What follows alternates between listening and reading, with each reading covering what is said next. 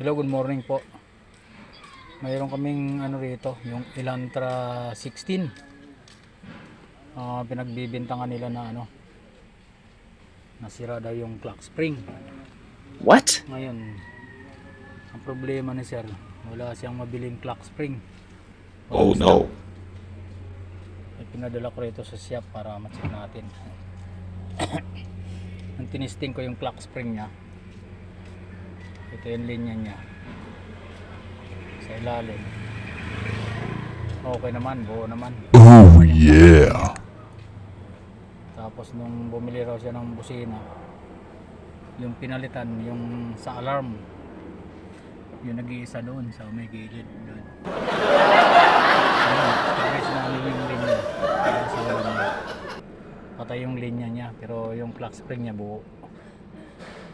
Kaya balik natin yung clock spring niya.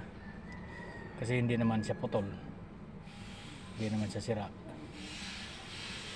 Yan ang ano, yan ang kasi may gumawa na raw nito. Hindi naman naayos yata.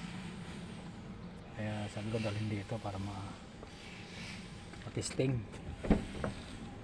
Para maayos kung papaayos si sir. Ayan, tiwala naman si sir. Ngayon ginawa natin para ano.